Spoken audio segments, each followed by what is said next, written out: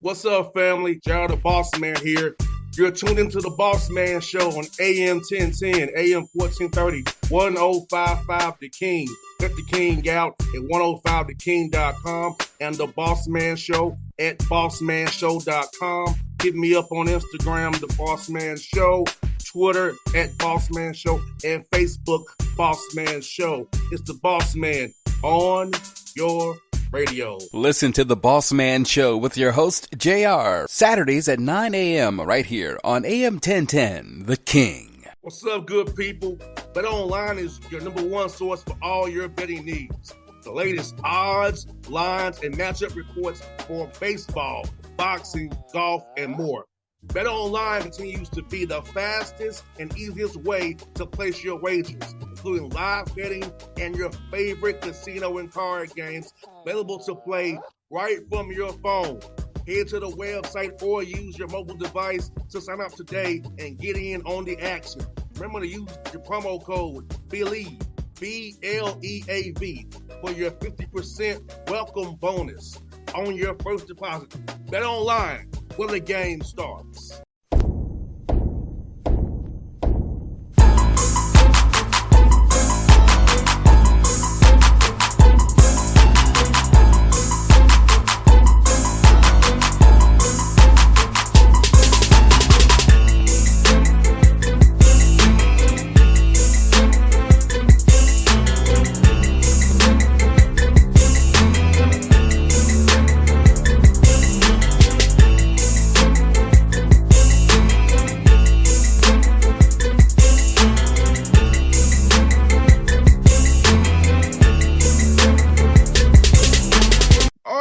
Back on the Bossman Show here with the Salem State Rams head coach Cleo Hill Jr. with me on the Bossman Show and up there in North Carolina. Coach, how you doing, man?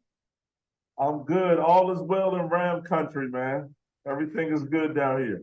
Yes, sir. Coach, can you believe it's been 6 years, going to your sixth year there, been the head coach already, man, and all success you already had so far with Salem State, since you came there? It does not feel like 6 years, man. I'll be honest. It feels like 2 or 3, but all 6 outside of the COVID year have been special. All 5 years have been really special. Yes, sir. And Coach, talk about just the history with Salem State basketball and just how it's just so historic and so appealing to that community, and how the CIAA, what you mean at conference, and how important it is for everybody involved. Well, look, it all goes back to Clarence Big House Gaines, man. It all starts with him, and he brought in some great players like Cleo Hill Sr. and Earl Monroe, Ted Blunt, Thomas Montero, Carlos Terry. The list goes on and on and on. But I think in our league, there are a host of programs that are storied. Virginia Union as well. They have a couple of CIAA championships and national championships. Winston-Salem State has one national championship and 13 CIAA championships. And we have Johnson C. Smith with Coach Joyner, who's been there a long time and who's a legend in our league right now. So the league is thriving right now. We have a bunch of new coaches that come in, young, hungry Lions. So it's good. It's been great. And we can't forget now. I'm going to tell my age here a little bit, but I missed when it was in Charlotte. That was always my birthday week, the tournament. Oh, okay. The tournament was my birthday week, so I was having a blast up there. Look, I'm sure you were having a blast at the CIAA tournament. Yes, it's more than a tournament. People don't understand it's more than a tournament. It's a lot going on. It's a community gathering. It's a big for Black businesses. It's a big for vendors, Black vendors. So it's really an economic boom when it comes to town. It brings people together. People look forward to, like I did, to come together and see all my old friends, see our double-A again the next year. Right. It's a huge homecoming for our league. Jackie does a great job with her and her staff in promoting it every single year. And it's been great in Baltimore. I have my doubts about it coming from Charlotte, but it has been great. Baltimore has done a great job. Coach, best kids coach Hill, at what point in your journey of basketball you decided you wanted to get into coaching and lead young men? Wow, probably it actually started leading young ladies in Australia. That was the first time I really was asked to do some coaching when I played overseas in Swan Hill, Victoria, Australia. I coached under 14 girls team, and that's kind of when I caught the bug. I felt like that was something that I wanted to do. I had 2 classes to go before I graduated, so I went over to Australia for 2 years, played over there, coached the under 14 girls team, came back, graduated in the summer, and that's kind of when I felt I really wanted to coach basketball for a living. 100%. And coach, for you, getting that experience in Australia and being able to play overseas, do you feel like that helps you relate to your young men because they know you've been at the highest levels, you played overseas, they want to get the contracts overseas as well, and hopefully the NBA too as well. So do you feel like that your experience in your basketball journey helps you connect with your young men where they really know you, they can buy into what you tell them because you actually live what they want to live? Right. I think so. I don't think it should, but I think it does. I think there are a lot of great coaches who've never really played basketball at a high level. But I think in this day and age, just being able to connect with the young men with a history of playing myself, playing in this particular league in the CIAA and having some fairly successful years as a basketball player at North Carolina Central, and then going overseas and playing professional, which a lot of our student athletes want to do themselves. So I think it gives you some credibility early, but I think in the end, it's the trust factor, and your I want to say your desire to have perfection in your craft. It could take you probably a year or two with new student athletes to really sit down and discuss your personal history as a coach and a player. But I think the day-to-day preparation of practice, of film session, weight training, I think those are the things that carry you with the respect of these young men at this day and age. And Coach Hill, in the CIAA, you have to be tough. Some of the places you all play, they're really tight up on you. The crowd gonna be into it. The environment's gonna be really going. So we're recruiting a young man. You kind of let them know that, hey, it's a different kind of environment here in CIAA. You have to really be tough on the road, thick skin, because it's gonna be a battle no matter where you stop in CIAA. You're not gonna have an easy night. You'll deal with some crowd noise, some people getting in your face. Can you handle this? Yeah, no, I mean, again, I can speak to that as a player and a coach in our league. We have some tough places to play. Livingstone is a tough place to play. Brave Boy down at Johnson C. Smith. And then even the new teams have a great atmosphere. Lincoln, Claflin, all those teams are really tough places to play. But I think if you're a Ram, nothing is more exciting than playing the CE Game Center. So if you can play at home in our conference, in our home turf, you can play anywhere in this league. But there are a lot of great schools with great atmosphere. Well, I love about CIAA, coach, because I went to Tennessee State, so this is an OVC.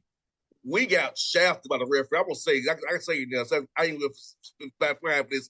We got shafted. It was 5-on-8 all the time. At least in your league, it's not the same way in your league. This is all 8 schools. But yeah, no.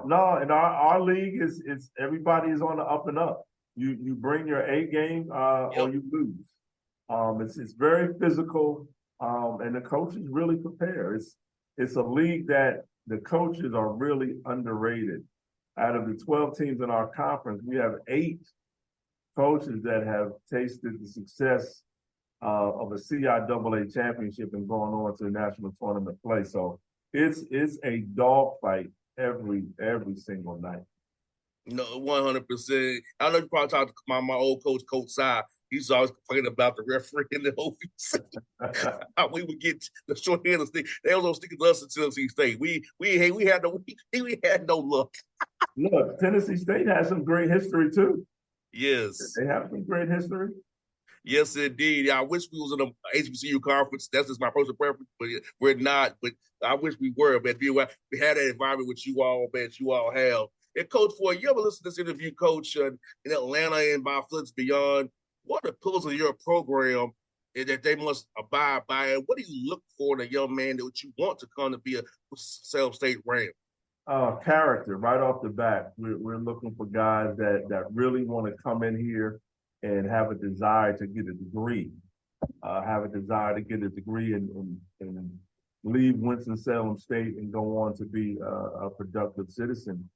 That's at the forefront. When you're talking about skill set, we like guys that are unselfish and play hard, give it everything they have, and make sure they hold themselves and their teammates accountable. And that's been successful for us thus far. And talk about that degree piece, Coach. Being in where you're located, West North Carolina, there's a lot of things growing there. Charlotte's growing, Raleigh-Durham area is growing. So talk about the internship they can get coming with Salem State, networking they can do. So once the ball starts bouncing, they have a career path to tap into once they return.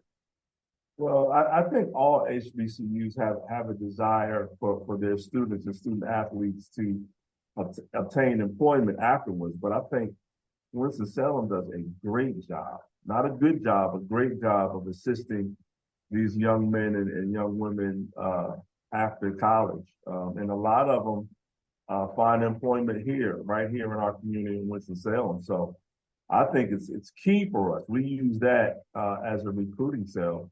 Not only can you come here and get a great 4-year education, have an opportunity to win championships and travel across the country and play and compete, have a great social life, and then once that's over, we assist you in your field of study, your field of choice to make a living. So I think you have all of it in one at Winston-Salem State University. And Coach Hill, do you feel like with the COVID year, the NIL, and the transfer portal allows you to get your hands on some better high school guys, some better JUCO guys that you might not get your hands on because the Power Five is looking for certain kind of guys, a little older, non-commodities, but you're able to tap into a high school guy who may not have an opportunity he would have because of the older guys over year. You can get some guys, you can get JUCO guys in, help you build your roster out.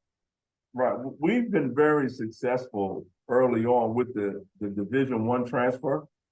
But once the transfer portal opened up like popcorn, we kind of switched our recruiting.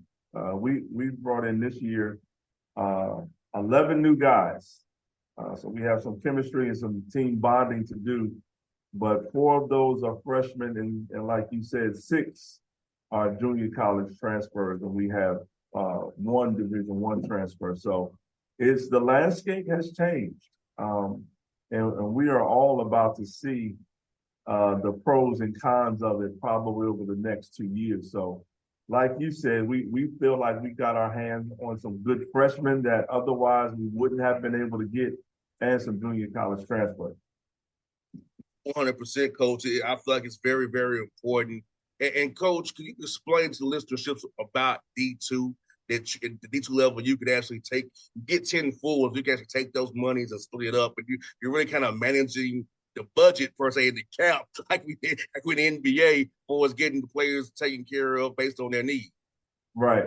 I mean, I always say it's Division II is more similar to the NBA than Division I is because of that point you brought up. We do have full scholarships, but to make our money stretch and to take care of as many of our student athletes as possible, we kind of package.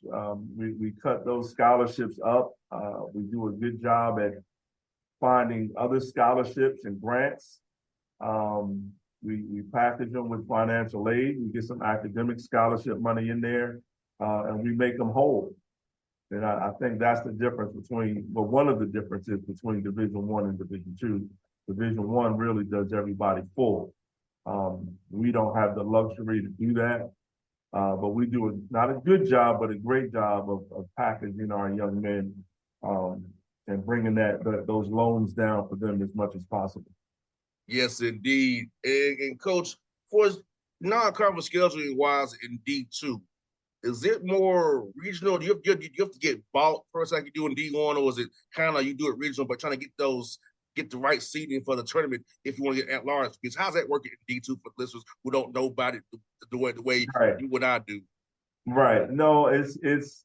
I mean, you can play outside of your region, but it hurts you come tournament time. So what we're trying to do is number one, play the top schools in our region, which are at the WIVIAC conference and the PSAC conference, which I'm familiar with when I used to coach at Cheney University. So we try to play those schools as much as possible. If we can't play those schools, then we try to get teams that are not in our region. We try to get highly ranked teams, teams that have a history of being in the NCAA tournament. So when it comes time for the seeding at the end, we don't want to just be relying on winning the CIAA tournament to get a NCAA bid, because that's our goal. Not that, winning the CIAA championship is just real. It's love and respect for the grind. But we do have our sights set on a national championship this year. Last one for you, Coach, man, is this. On this show, man, we love to talk about food and foodies. So tell us some good food spots in South North Carolina that we can check out. We come see you all play this year, man. Woo! I'm gonna say Dave's Chicken and Waffles is my spot. We have some new soulful spots here in Winston that I have to check out myself. I'm gonna say Dave's Chicken and Waffles and sweet potatoes downtown Winston-Salem. I would say that those are the two main ones. Yeah, I'm gonna leave it there with those.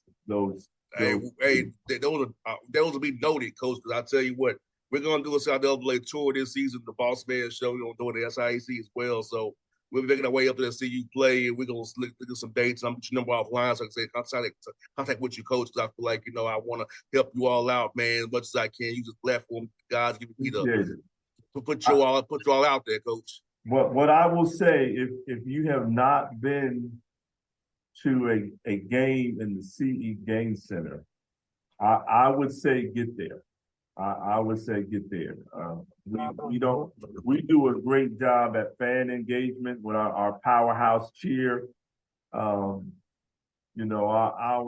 band and our DJ, we just do a great job, and it's a great night out for the family. I would say bring the kids, bring the wife, bring the husband, bring all the kids in the neighborhood, because you'll definitely enjoy it.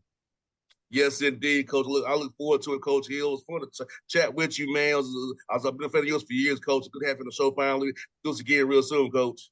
Definitely appreciate you, man. Anytime, Coach. Go Rams. Go Rams. There we go. Go Rams. What's up, good people?